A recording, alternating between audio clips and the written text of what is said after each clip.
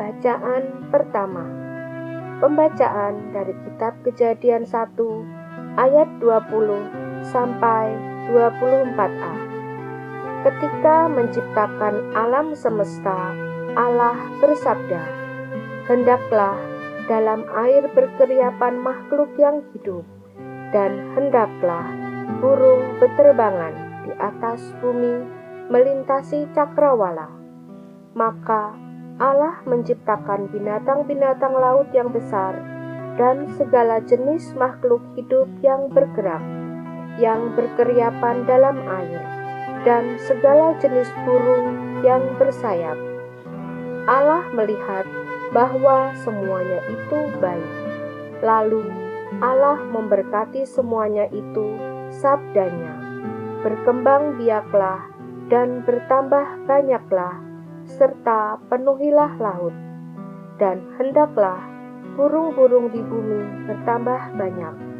Jadilah petang dan pagi, hari kelima. Bersabdalah Allah, "Hendaklah bumi mengeluarkan segala jenis makhluk yang hidup, ternak dan binatang melata, serta segala jenis binatang liar." Dan jadilah demikian.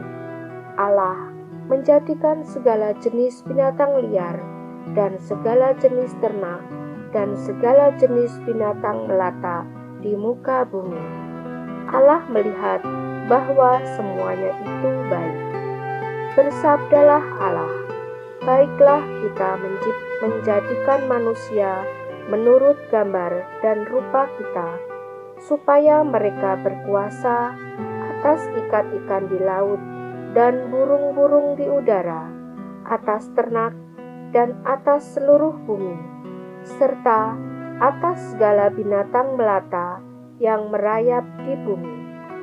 Maka Allah menciptakan manusia itu menurut gambarnya, menurut gambar Allah diciptakannya dia, laki-laki dan perempuan diciptakannya mereka. Allah memberkati mereka. Lalu Allah bersabda kepada mereka, "Beranak cuculah dan bertambah banyak, penuhilah bumi dan taklukkanlah itu, berkuasalah atas ikan-ikan di laut, burung-burung di udara, dan atas segala binatang yang merayap di bumi." Bersabdalah Allah, "Lihatlah, aku memberikan kepadamu segala tumbuh-tumbuhan yang berbiji di seluruh bumi, dan segala pohon-pohonan yang buahnya berbiji. Itulah akan menjadi makananmu. Sedang kepada segala binatang di bumi dan burung di udara dan segala yang merayap di bumi yang bernyawa, kuberikan segala tumbuh-tumbuhan hijau menjadi makanannya." Dan jadilah demikian. Maka Allah melihat segala yang dijadikannya itu sungguh amat baik.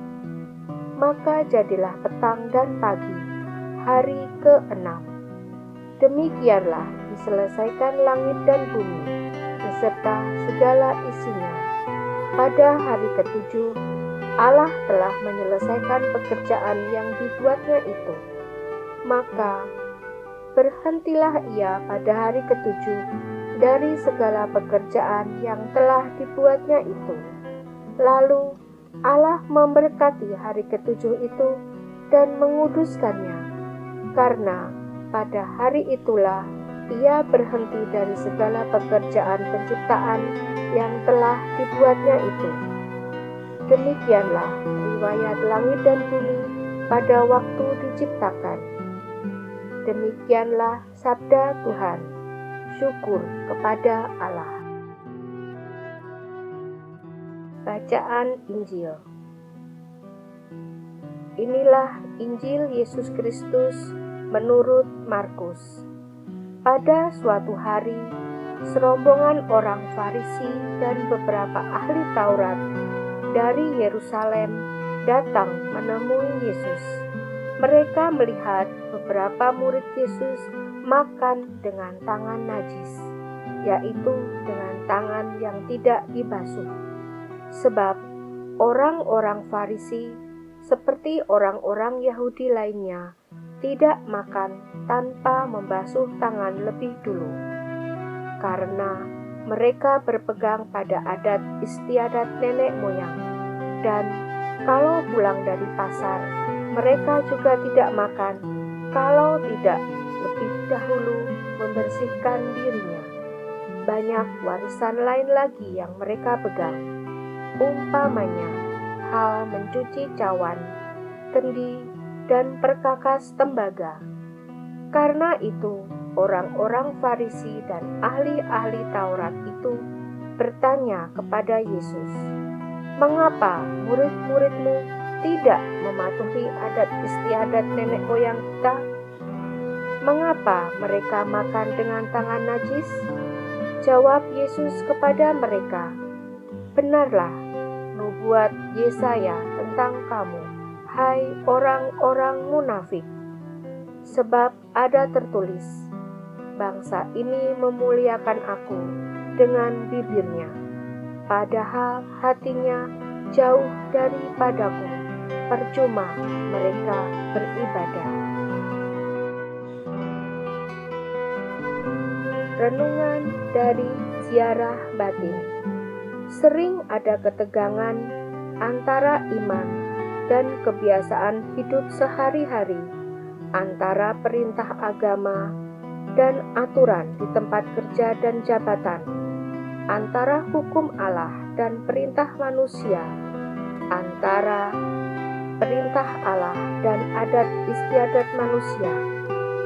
Keduanya kadang-kadang sulit didamaikan. Itu yang kita dengar dalam bacaan Injil. Pertanyaannya, mana yang substansial atau yang paling dasar dan menjadi tiang dalam hidup manusia? Perintah Allah tidak boleh dikesampingkan demi adat istiadat manusia. Mendamaikan keduanya adalah yang ideal, namun tidak selalu gampang. Kemurnian hati dan keutamaan hidup yang mendatangkan kebahagiaan di dunia dan keselamatan di akhirat adalah tujuan utama dari semua aturan. Karena itu, yang paling penting adalah soal disposisi batin dari penerima dan pelaksana kedua jenis perintah atau prinsip hidup tersebut. Kebersihan dan penampilan luar memang penting, tetapi yang paling penting adalah hati dan jiwa bening. Karena inilah tujuan semula Allah menciptakan manusia, yaitu menjadi serupa dengan Allah. Manusia diciptakan seturut gambar dan rupa Allah. Kejadian 1 ayat 26 sampai 27. Allah menciptakan segala sesuatu baik adanya. Dosa manusia merusakkannya. Allah dalam diri Yesus Kristus ingin memulihkannya. Pemulihan itu mulai dari perubahan hati manusia dan bukannya dengan menciptakan aturan yang malah membebankan manusia. Ya Allah, sadarkanlah kami bahwa dalam diri kami ada benih ilahi. Jauhkanlah kami dari sikap mendewakan aturan yang justru membuat kami kerdil. Amin.